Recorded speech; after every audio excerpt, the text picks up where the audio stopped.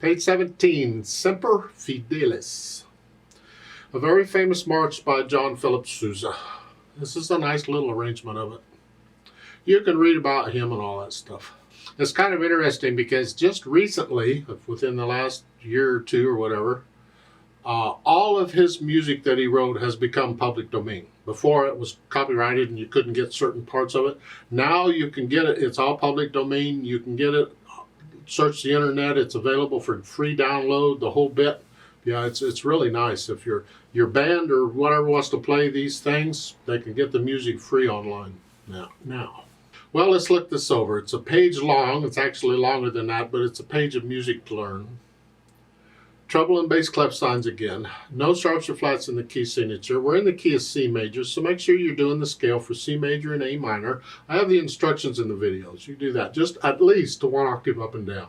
If you've been doing it 1 octave and you're comfortable with it, then go ahead and start doing it 2 octaves, but make sure you do the trill exercise. And 6/8 time signature, so it's an eighth note gets a count. A lot of marches were written in 6/8 time. You think you're playing triplets, triplet, no, it's 1, 2, 3, 4, 5, 6, because they can be felt in 2.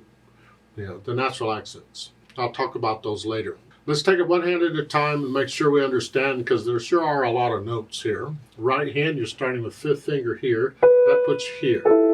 And it's 1, 2, 3, 4, 5, 6, 1. See, it's tied across the bar. You just hang on to it for one more beat.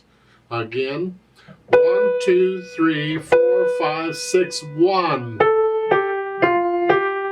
1, 2, 3, 4, 5, 6, 1, 2. Just bring up the little finger. Now you've changed hand positions. And then a 2, 1. Again, up here, we changed.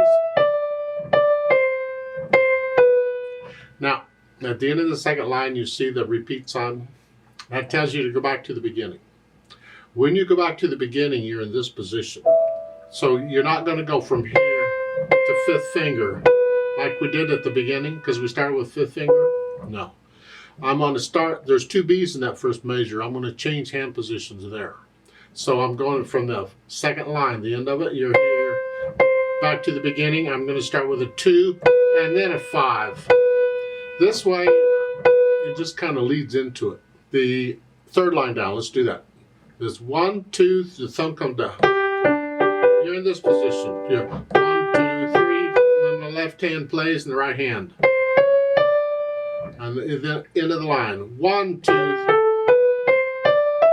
Sort of like a G major scale or C major scale. The feeling is there. You're just starting and ending on different notes is all. Next line, the 4th line. 1, 2, 3. 1, 2, reach down.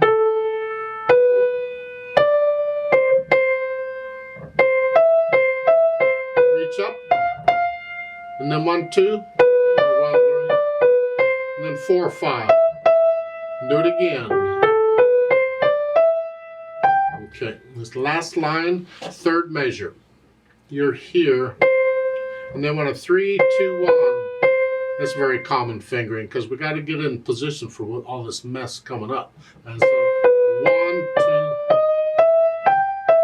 So this is really the chord, and that's the fingering for it, and that's all we're doing here. It's a broken chord. Then we go. And for the last measure, they have a 4 and here. And that's okay, because you got to move anyway. If you didn't, then I'd do that. But I can't play that with a thumb very easily because I just use thumb. And then here. Yeah. Left hand, well, left hand got broken chords mainly. It's 1, 2, 3, 4, 5, 6. Now, let's show you a little something we do in piano sometimes. And that is, once in a while, we have the thumb play 2 notes at a time because it's just handy. And then that second measure, you go into here to here. That's a stretch.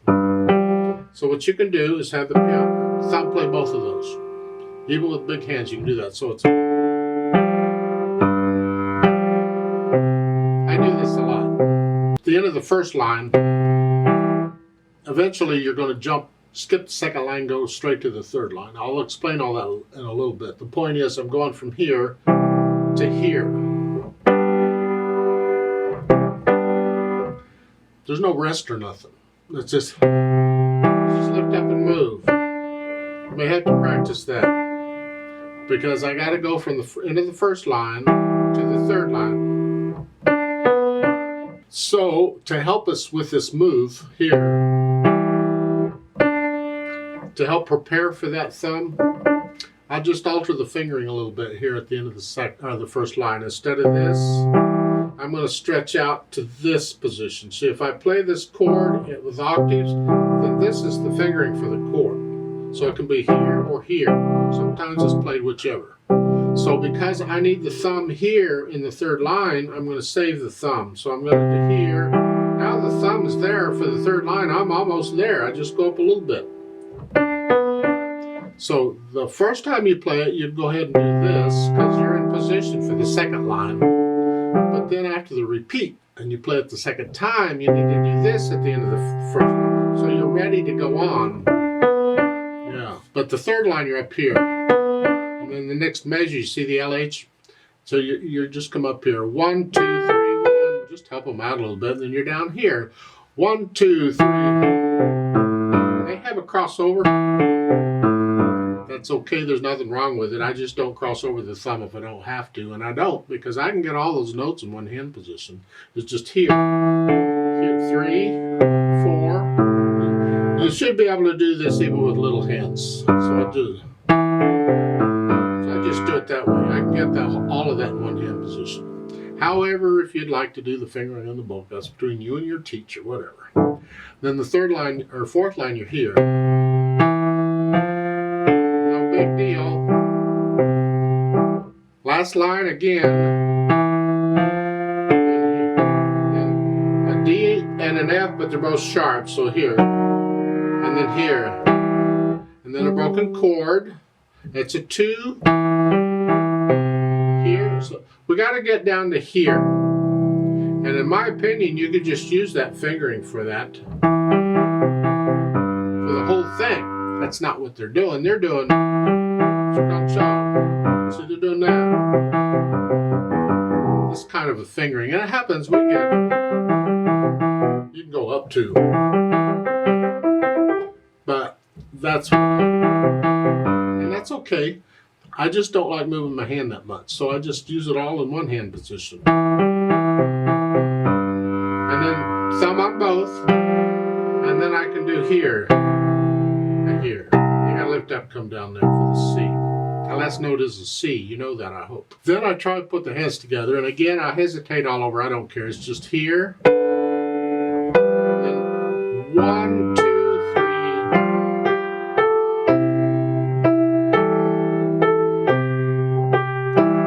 Got it? Let's go to the end of the second line. We're here. And then I'm going to repeat. Back to the beginning, it's in the right hand, it's a 2. Now let's go to the end of the first line. This is the second time now. I'm going to use this in the left hand. And this way, when I go to the next line, I can go here.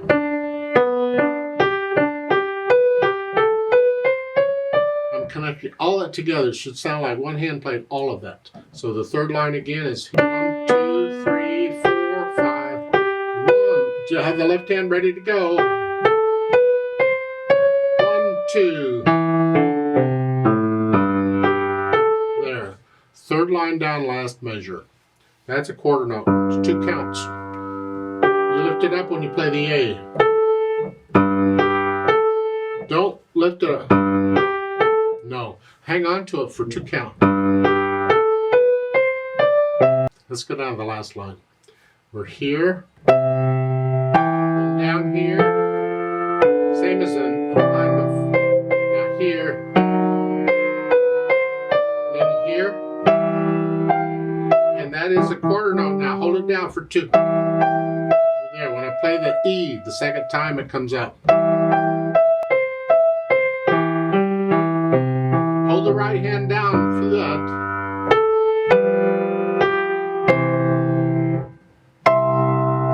Now once I have the hand sort of figured out, I go back through it very slowly and carefully, and I get rid of the hesitations. Speed is not important right now, but no hesitation. That eighth note pulse has to be steady from beginning to end. And once I can do that, I'll think about the articulation. In this case, it's pretty connected.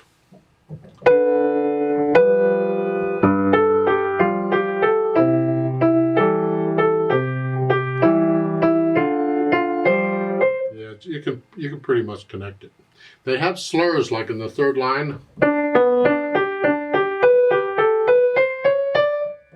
Yeah, here. You can lift up here if you want. If you want to put a little breath there in the third line and the third measure, that's fine. In the fourth line down, last two measures, you can lift up like a new breath, but connect it. The last measure of the fourth line, connect it to the neck. It leads into it, so you don't go. No, don't disconnect it. Connect it. Connect all that.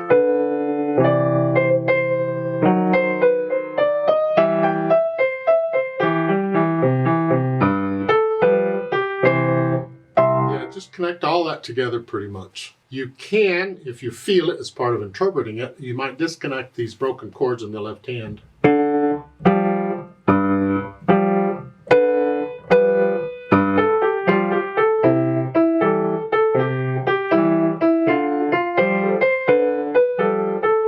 It's interpretation. Try both ways, experiment a little bit and see what you think. Now when you get down to the fourth line on these, you connect all that together. Don't separate those. Then at the very end you get an accent. Just play those notes a little louder. Okay. Speaking of loudness and dynamics, F at the beginning is forte. That's a melody. Whatever you think that is, this needs to be in the background.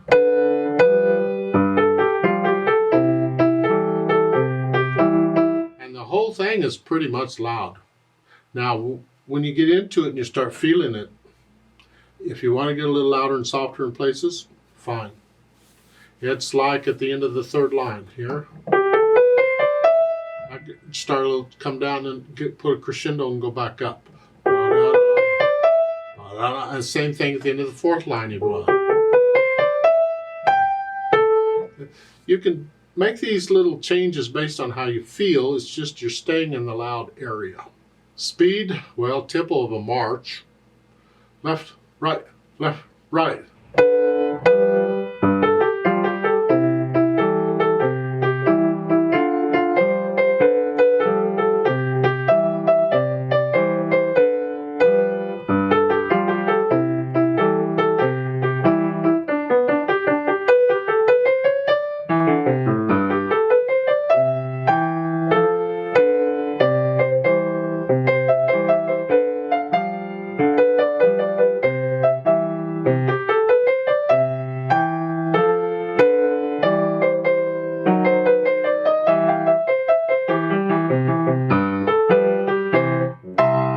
But it needs to be accurate, so don't go faster than accurate. If you have to march slowly, that's fine for now.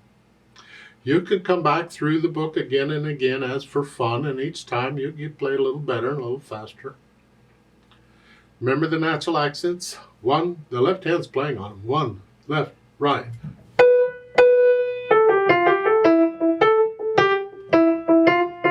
Feel these as you go on.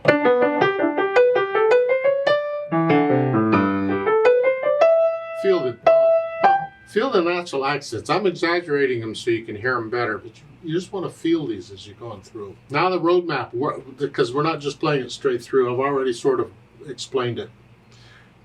The second line, you'll notice, is the first ending. The whole line is an ending.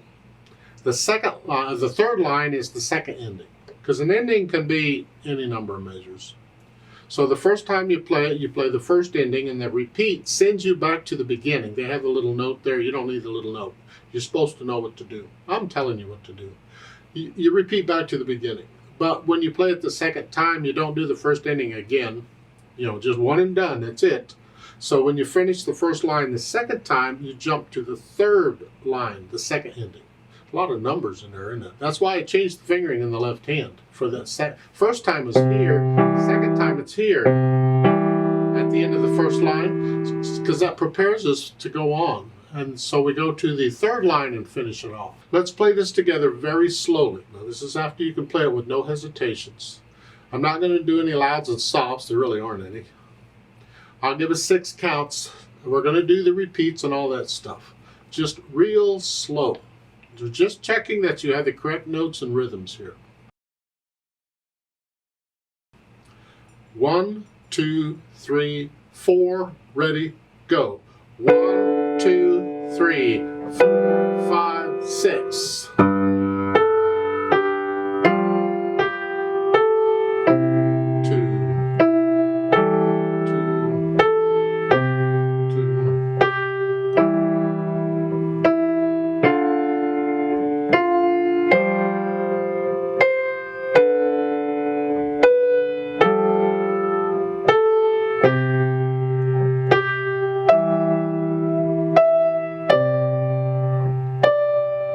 Repeat.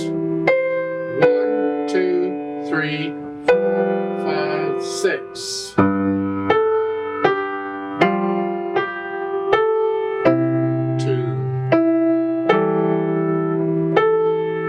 Third line now.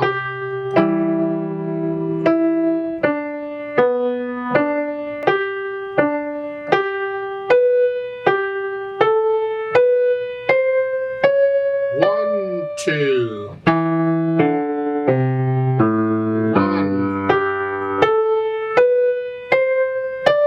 1, 2, 3, 4, 5, 6. 2, 3, 5, 6. 2, 5, 6. 2,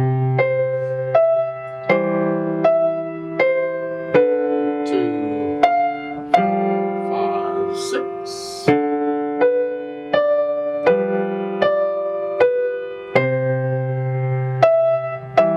5, 6. 1, 2, 3, 5, 6. 2, 3, 5, 6. 2, 5, 6. 1,